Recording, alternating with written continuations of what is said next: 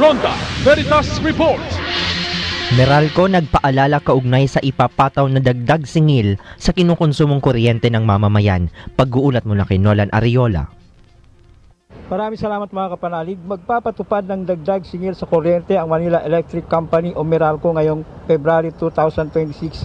Ayon sa Meralco, aabot sa 22 centavos kada kilowatt hour ang itataas sa singil sa kuryente. Dahil dito, inaasahang tataas ng 45 pesos ang bill ng mga kumukonsumo ng 200 kilowatt hour kada buwan, habang 111 pesos naman ang magiging dagdag para sa mga kumukonsumo ng 500 kilowatt hour. Ang adjustment na ito ay bunsod ng mas mataas na transmission charge mula sa National Grid Corporation of the Philippines o NGCP at pag-akyat ng universal charge. Samantala, bilang paghahanda sa nalalapit na tag-init, kung kailan kadalasan ay tumataas ang demand sa kuryente, pinaalalahanan ng Meralco ang mga customer nito na ugaliin ang matalino at masinop na paggamit ng kuryente para mas mabantayan ang kanilang konsumo. Kaugnay nito, narito ang tinig ni Meralco spokesperson Joe Saldarriaga.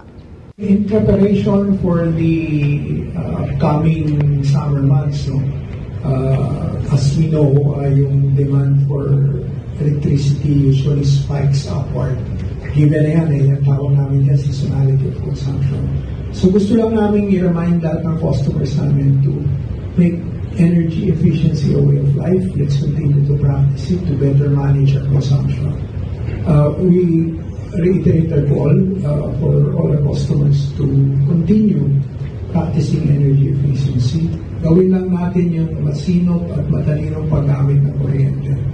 Actually, kahit hindi summer months, every day of our lives. Kasi sayang naman if we will not practice energy efficiency. Mga kapanalig, ang lagiang dalangin at paalala ng Simbahang Katolika ay maging maayos ang mga pinatutupad na patakaran, ubatas ninuman at saan man. Para sa Veritas 846, ang radyo ng Simbahan, ako inyong kapanalig, Nolan Ariola, sumainyo ang katotohanan. Ronda Veritas Report.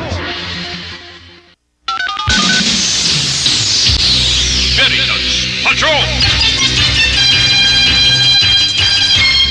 Pangulong Ferdinand Marcos Jr. nakipagpulong sa mga gobernador na naapektuhan ng bagyong Basyang. Pag-uulat mula kay Marian Navales Pulgo.